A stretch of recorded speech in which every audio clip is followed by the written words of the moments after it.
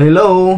So pag-usapan natin ngayon, kung may pera ka, anong gagawin mo sa 50,000 na pera mo? Alam kong andyan lang yan, walang saysay, hindi mo alam anong paggagamitan. So ito yung tips na para sa iyo.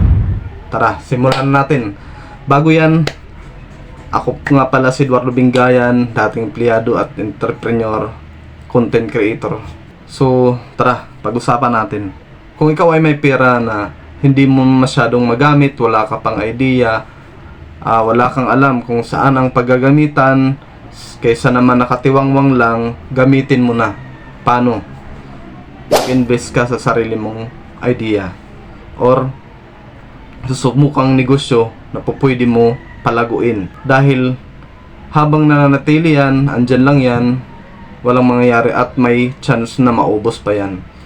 Gawin mo, mag-invest ka, magnegosyo ka, kahit anong negosyo na nasa isip mo, i-execute mo yan. Ideyang kailangan may katapat na action.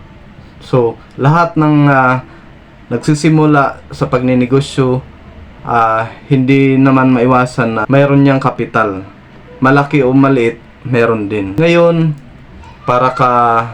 para dumoble pa, para dumami pa yan, mag-invest ka, magnegosyo ka. Isaksak sa kukorte mo na ang negosyo na yan malamang kikita at hindi. So wag mong isipin muna kung anong mangyayari sa negosyo mo, kundi subukan mo lang hanggat makita mo yung resulta. Kasi hindi lahat naman ng negosyo ay kumikita. Hindi lahat ng unang subok na negosyo ay panalo ka na agad. Hindi po ganun. Kaya malaki ang rest, then mahaba ang pasensya mo dapat para malaman mo lahat ng nagtagumpay dumaan din yan sa pagkalugi. Hindi lang ikaw, miski ako, nalugi din ako sa negosyo kong lechon manok business dati na way back in pandemic time. So ngayon sumusubok ulit para magkaroon ulit, di ba? Panibagong negosyo. So kung ikaw ay nag-iisip, paplano kung anong negosyo na para sa'yo, wala pong negosyo na para sa'yo, kundi mag-execute ka lang. Kung anong nasa isip mo, yun lang muna. Focus lang sa isa, focus in one. Testingin mo muna hanggat malaman mo, ma-figure out mo kung anong experience mo doon sa negosyo na yan. Iba kasi ay yung ma-experience pagdating sa pagninegosyo. Malaki ang nagiging impact din sa'yo, kaalaman, dagdag kaalaman. Kaya naman, kung ikaw ay negosyante, mag-isip, tira lang ang tira. Okay?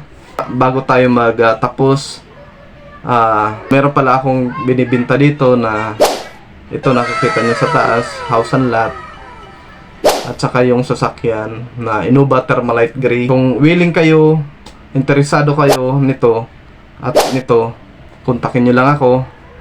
Andyan sa taas yung number ko. Tawagan nyo ako, PM nyo ako para mag-usap tayo regarding dito. Dito lang yan sa Katbalugan, Samar. Kung gusto nyo kontakin ako, please message me. Okay? So marami pong salamat. Hanggang dito na lang. Bye!